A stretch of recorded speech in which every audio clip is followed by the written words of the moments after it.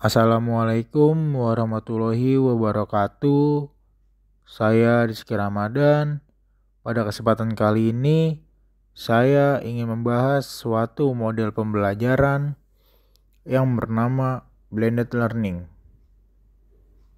Belajar merupakan kegiatan yang pasti pernah dilakukan oleh manusia. Tujuan belajar adalah untuk mengetahui suatu hal yang belum diketahui menjadi tahu. Nah, dalam proses pembelajaran ini terjadilah komunikasi antara siswa dan pengajar, sehingga belajar dapat diartikan sebagai komunikasi. Ada siswa sebagai penerima materi dan ada pengajar sebagai penyalur materi. Nah, kita flashback masa lalu. Di masa lalu itu, pembelajaran selalu identik dengan adanya ruangan kelas yang di dalamnya berisi siswa dan pengajar dan harus melalui metode tatap muka. Pada masa kini, pembelajaran tidak lagi harus menggunakan ruangan kelas karena adanya kemajuan teknologi yang semakin pesat, seperti adanya media pembelajaran dalam bentuk virtual, seperti saat ini yang sering dipakai saat masa-masa pandemi, seperti Zoom, Google Meet, dan lain-lain. Dengan begitu, terciptalah sebuah metode pembelajaran yang disebut dengan model pembelajaran blended learning.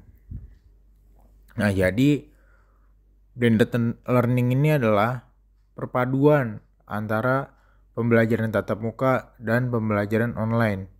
Diselang-seling, kadang ada pembelajaran tatap muka, kadang ada pembelajaran online. Nah, kalau kita masuk ke model pembelajaran blended learning. Jadi, blended learning ini tadi adalah penggabungan aspek elektronik seperti pembelajaran berbasis web, streaming video, komunikasi audio sinkronus dan asinkronus dengan pembelajaran tatap muka di kelas. Nah, tujuannya adalah untuk memberikan pembelajaran yang efektif dan efisien agar siswa dapat memahami suatu materi yang disampaikan oleh pengajar. Nah, namun dari model pembelajaran ini ada beberapa hal yang harus diperhatikan. Di antaranya seperti 1. Mengkombinasikan materi yang disampaikan pengajar dengan pemikiran siswa. 2. Bahan ajar harus bisa diakses dengan mudah melalui media pembelajaran offline atau online. 3. Peserta didik diharapkan aktif untuk menyampaikan masalah. 4.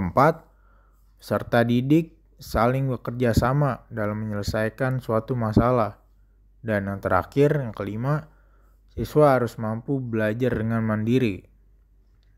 Nah, sering kita temukan permasalahan dalam model pembelajaran blended learning ini, seperti kurangnya pemahaman pendidik dan siswa tentang media pembelajaran berbasis elektronik yang digunakan dalam proses pembelajaran, sehingga dapat menghambat penyampaian dan penerimaan materi.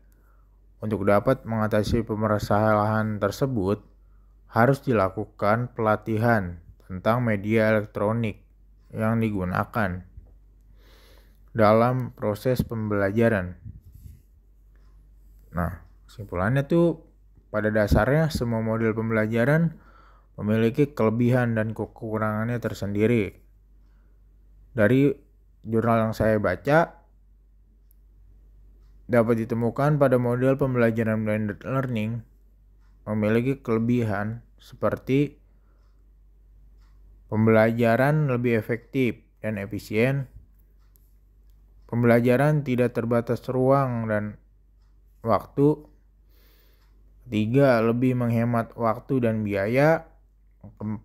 Hasil belajar lebih optimal, 5. Siswa dapat leluasa mengakses materi yang diberikan oleh pengajar.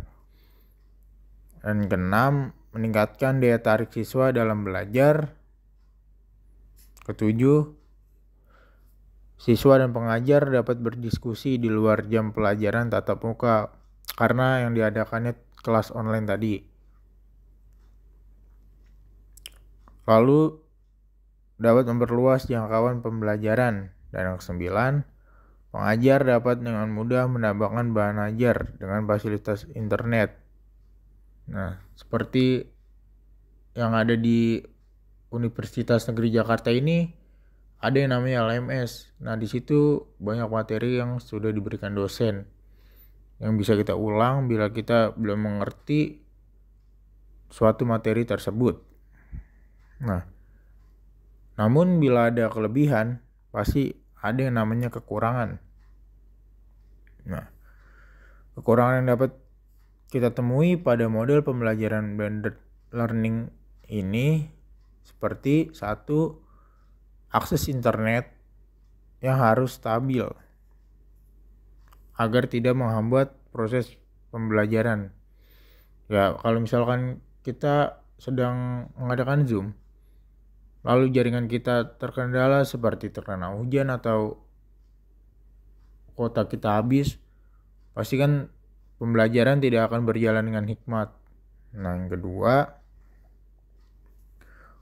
guru harus mendesain pembelajaran yang menarik agar dapat diikuti secara online. Nah, menarik di sini kita pengajar harus bisa mendesain suatu cara pembelajaran yang asik, seperti presentasi yang menarik mungkin dan desainnya yang sangat bagus atau yang lainnya. Lalu 3, sulit diterapkan jika sarana dan prasarana tidak mendukung. Nah, sayang sekali tidak semua siswa memiliki gadget yang mendukung dan sinyal yang mendukung pada pembelajaran blended learning ini. Karena jika via online pasti membutuhkan aplikasi tambahan yang mengharuskan siswa mendownload aplikasi tersebut.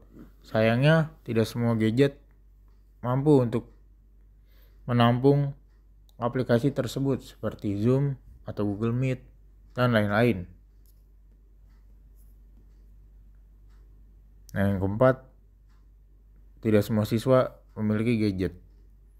Masih banyak yang belum memiliki gadget. Beberapa siswa mungkin. Nah, kesimpulan yang bisa saya dapat dari jurnal yang sudah saya baca adalah metode pembelajaran blended learning merupakan penggabungan antara pembelajaran konvensional dengan teknologi media pembelajaran yang semakin berkembang pesat, sehingga kegiatan pembelajaran menjadi lebih efisien dan fleksibel karena siswa dapat mengakses pembelajaran kapanpun dan dimanapun, dengan syarat siswa memiliki akses internet dan gadget yang memadai. Nah, itu saja dari saya. Kurang lebihnya mohon maaf. Wabillahi taufiq wal hidayah. Wassalamualaikum warahmatullahi wabarakatuh. Sampai bertemu pada sesi berikutnya.